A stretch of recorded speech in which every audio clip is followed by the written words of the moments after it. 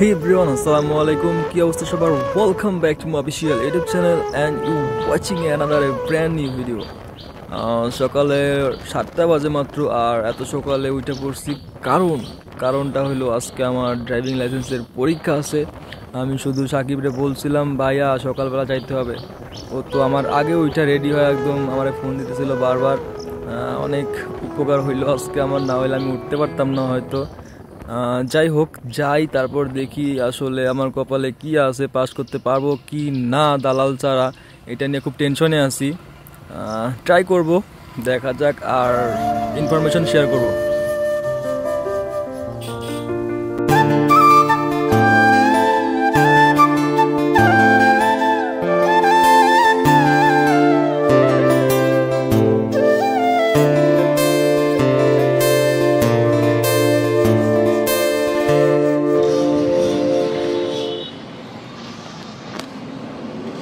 Written শেষে DC পার্কে আসছি ফিঙ্গার দেওয়ার জন্য।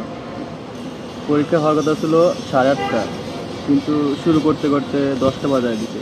আর যে প্রশ্নগুলো দিছে জানি না আমি আসলে পারছি কি না, বাট দেখা যাক, রেজাল্টের জন্য ওয়েট করতে হবে। খুব ঝামেলা। পাস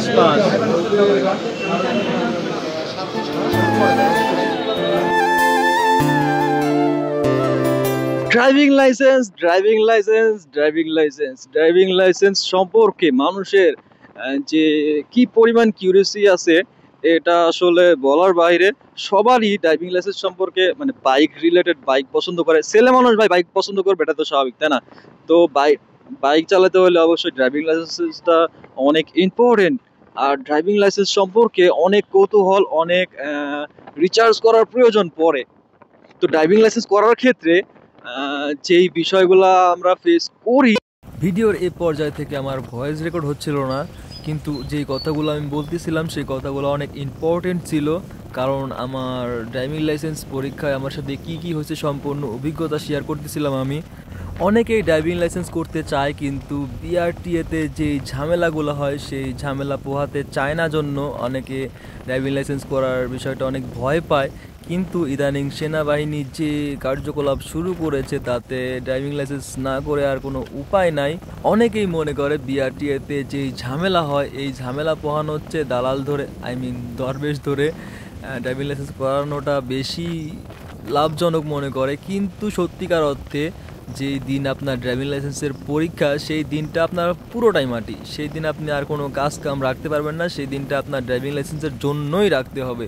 সো একটা দিন যদি আপনি মানে ড্রাইভিং লাইসেন্স করার পিছনেই ব্যয় করেন তাহলে দালাল ধরাটা আসলে কতটুকু যৌক্তিক আমি বুঝতেছি না। হুদাই 2-3 হাজার টাকা বেশি দেওয়ার কোনো কারণ দেখতেছি না আমি। এখন আসেন, দালাল ছাড়া কীভাবে ড্রাইভিং লাইসেন্স করবেন, দালাল দিয়ে কিভাবে ড্রাইভিং লাইসেন্স করতে হয় এটা মোটামুটি আমরা সবাই জানি। সো এই বিষয়টাতে আর আমরা না যাই। এখন আসেন, উইদাউট দরবেশে আমরা কীভাবে ড্রাইভিং লাইসেন্স করতে পারি, প্রসেসিংটা কি আসলে। ইউটিউবে সার্চ দিলে ড্রাইভিং লাইসেন্স কীভাবে করতে হয় এই বিষয়ে অনেক ভিডিও পাওয়া যাবেন, কিন্তু ইন ডিটেলসে আমি কাউকে কথা বলতে দেখি নাই। লার্নার পাওয়া থেকে স্মার্ট কার্ড পাওয়া পর্যন্ত অনেকগুলা প্রসেসিং আছে, যেই প্রসেসিংগুলো আমরা আদৌ জানি না, আর জানার চেষ্টা করলেও সঠিক ইনফরমেশন আমরা পাই না। প্রথমত আপনাকে একটা লার্নার বের করতে হবে। এই লার্নারটা আপনি চাইলে নিজেও বের করতে পারেন বিএসপি অ্যাকাউন্ট খুলে। সবচেয়ে ভালো হয় যদি কম্পিউটার দোকানে যান। আর সাথে অবশ্যই কিছু পেপারস লাগবে, যেমন ভোটার আইডি কার্ডের ফটোকপি, মেডিকেল সার্টিফিকেট, আর 2 কপি ছবি, আর শেষ শিক্ষাগত যোগ্যতার একটা সার্টিফিকেট। এইগুলা দিয়ে আপনি একটা লার্নার বের করতে পারবেন। অনেক সময় সার্ভারের সমস্যার কারণে হয় না। সো কম্পিউটার দোকানদারের সাথে যদি কন্ট্যাক্ট করে রাখেন তাহলে ওরা আপনার জন্য অ্যাপ্লাইটা করে রাখতে পারে। যাই হোক, আপনাকে লার্নারটা হাতে পেতে হবে, পরীক্ষার জন্য একটা ডেট নিতে হবে। আর অনেকেই ভাবে লার্নার দিয়ে হয়তো গাড়ি চালানো যাবে, কিন্তু সত্যিকার অর্থে লার্নার দিয়ে কোনো ধরনের গাড়ি চালানোর নিয়ম নেই। এক্ষেত্রে আপনাকে সার্জেন্ট চাইলে কেস দিতে পারে, যদি ভদ্রতার খাতিরে কেস না দেয় তাহলে সেটা অন্য বিষয়। কারণ লার্নার দিয়ে গাড়ি চালানোর কোনো অনুমতি নাই, সেটা আপনি বাড়ির আঙ্গিনায় চালাতে পারেন। যাই হোক, লার্নার পাওয়ার পরবর্তী কাজ হলো আপনার পরীক্ষার জন্য ওয়েট করা। আর পরীক্ষা দিতে যাওয়ার আগে রিটেন সম্পর্কে একটু ধারণা নিয়ে গেলে পরীক্ষাটা অনেক ইজি হয়। এই বিষয় অনেক ভিডিও আছে যে কেমন প্রশ্ন আসে রিটেনে। সো একটু দেখে নেবেন যাওয়ার আগের দিন। সো 20-এর মধ্যে 12 পাওয়া খুব একটা কঠিন কিছু না, আর আশেপাশে থেকে অনেক হেল্প পাওয়া যায়। এখন আসেন পরীক্ষার দিন। লার্নারে সচরাচর 8:30টা টাইম দেওয়া থাকে পরীক্ষার জন্য, কিন্তু পরীক্ষা শুরু হতে হতে 9:30 10টা বেজে যায়। সো আপনার প্রধান কাজ হলো ফিঙ্গারপ্রিন্ট দেওয়া। যদি আপনি একটু সকাল সকাল গিয়ে ফিঙ্গারপ্রিন্টটা সেরে নিতে পারেন তাহলে আপনার জন্য সম্পূর্ণ ড্রাইভিং লাইসেন্স করার যেই প্রসেসটা সম্পূর্ণটা অনেক ইজি হয়ে যাবে। আর যদি সকালে গিয়ে ফিঙ্গারপ্রিন্ট দিতে না পারেন তাহলে একদম সরাসরি রিটেনে অংশগ্রহণ করবেন, আর রিটেন শেষ করে আরেকটা সুযোগ নেবেন।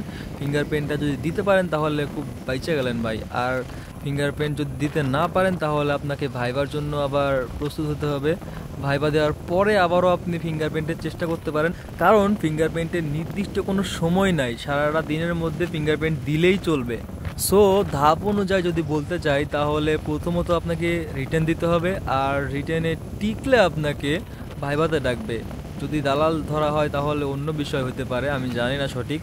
ফিঙ্গারপ্রিন্টের কথা বারবার বলতেছি কারণ ফিঙ্গারপ্রিন্ট দিতে অনেক সময় লাগে, আর সিরিয়াল ধরে দাঁড়ায় থাকাটা ভাই খুব কষ্টের একটা বিষয়।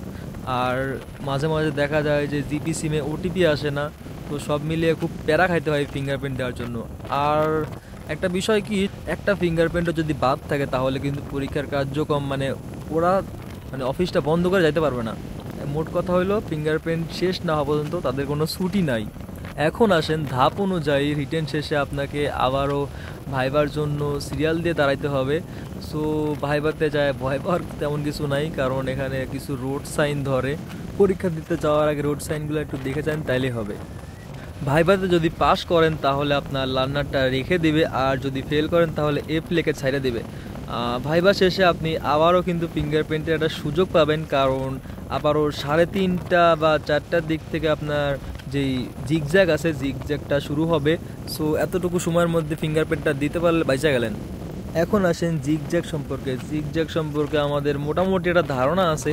8 ফিট পর পরে একটা করে নিশান দেওয়া থাকে যার মধ্যে দিয়ে বাইকটা নিয়ে ঘুরতে হয়। এইটা একটা স্কিলের বিষয়, এটা কিন্তু সবাই পারে না, বেশিরভাগই দেখি যে পা নামায় ফেলে। সো একজন ভালো বাইকার হতে হলে অবশ্যই আপনাকে এই জিগজ্যাগটা জানতে হবে। আমি মনে করি দালাল ধরার এটা একটা বড় কারণ জিগজ্যাগে অনেকেই ফেল করবে এই ভয় দালাল ধরে। সো যারা পারেন তাদের আমার মনে হয় যে দালাল ধরার কোনো দরকার নাই। সো আমি বলবো নিজের প্রতি কনফিডেন্স থাকলে ড্রাইভিং লাইসেন্স করা খুব একটা কঠিন কিছু না। জিগজ্যাগটাই কিন্তু সর্বশেষ ধাপ হয়ে থাকে। যদি আপনি শুধুমাত্র মোটরসাইকেলে করতে চান তাহলে ওই জিগজ্যাগটাই শেষ, আর যদি মোটরসাইকেলের পাশাপাশি লাইট থাকে তাহলে কিন্তু মোটরসাইকেলের পরে যেই জিগজ্যাগটা সেটা কিন্তু প্রাইভেট কারের হয়ে থাকে। মোটরসাইকেল আর লাইটের যেই ব্যবধানটা সেটা কিন্তু শুধুমাত্র এই জিগজ্যাগেই পার্থক্য আছে, তাছাড়া কিন্তু সারা দিনের যেই পরীক্ষা দিলেন ভাইবা দিলেন কোথাও কিন্তু আপনি বুঝতে পারবেন না যে মোটরসাইকেল আর লাইটের যেই পার্থক্যটা, এটা কিন্তু বোঝার কোনো উপায় নাই। আপনাকে সেম প্রশ্নগুলাই দেওয়া হবে। সবগুলা ধাপ যদি আপনি উত্তীর্ণ হন তাহলে পরের দিন বা 48 ঘন্টার মধ্যে আপনার SMS চলে আসবে, এবং ড্রাইভিং লাইসেন্সের জন্য যেই ফি সেই ফিটা আপনাকে পরিশোধ করতে বলা হবে। যদি শুধুমাত্র মোটরসাইকেল হয় সেক্ষেত্রে 4557 টাকা দিতে হবে, আর কম্পিউটার দোকানে যার কাছ থেকে পেমেন্ট করবেন তাকে হয়তো কিছু টাকা দেওয়া লাগতে পারে। আর যদি লাইট করেন তাহলে সেক্ষেত্রে 200-300 টাকা বেশি লাগতে পারে। টাকা পরিশোধ করার সাথে সাথে কিন্তু আপনার নাম্বারে একটা SMS চলে আসবে, আর তখন থেকেই আপনাকে ড্রাইভিংয়ের জন্য ওয়েট করতে হবে। ড্রাইভিং পাওয়ার পর 15 থেকে 20 দিনের মধ্যেই স্মার্ট কার্ড পাওয়া যাবেন আশা করি। আর ড্রাইভিং পাওয়া মানেই আপনি কিন্তু নিশ্চিন্তে ড্রাইভ করতে পারবেন, আপনাকে কিন্তু আর ড্রাইভিংয়ের মামলা দিতে পারবে না। সো লার্নার করা থেকে ড্রাইভিং পাওয়া পর্যন্ত আপনাকে 5500 টাকার মতন গুনতে হবে। পরীক্ষার দিন যাওয়া আসা এবং খাওয়ার খরচটা কিন্তু অবশ্যই আলাদা ধরতে হবে। সো এই ছিল টোটাল প্রসেস। তবে কারো কারো সমস্যা হইতে পারে, যদি সমস্যা হয় সেক্ষেত্রে বিআরটি এর লোকজনের সাথে কন্ট্যাক্ট করতে হয়। সব মিলিয়ে একটু ঝামেলা হলেও কাজটা খুব একটা কঠিন কিন্তু না। এই কারণে 3-4 হাজার টাকা দালালকে বেশি দেওয়া আমার মনে হয় যে এটা অযৌক্তিক একটা বিষয়। সো নিজের কাজ নিজে করাটাই বুদ্ধিমানের কাজ। যদি কেউ নিজে ড্রাইভিং লাইসেন্স করতে চান তাহলে আমার এই ভিডিওটা সম্পূর্ণ দেখলে বুঝতে পারবেন যে প্রসেসিংটা আসলে কি। যদি না বুঝেন তাহলে বারবার রিপিট করে শুনলে বুঝতে পারবেন যে তারপরে কি করতে হবে।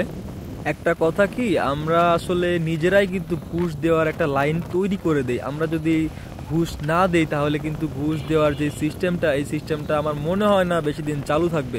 আমি আপনি কিন্তু একটু সুযোগ সুবিধা পাওয়ার জন্য ঘুষ দিতেছি, আর এখন ঘুষটাই একটা সিস্টেম হয়ে দাঁড়িয়েছে। এখন মানুষ মনে করে ড্রাইভিং লাইসেন্স হয়তো ঘুষ ছাড়া, দালাল ছাড়া হয়তো করাই যায় না।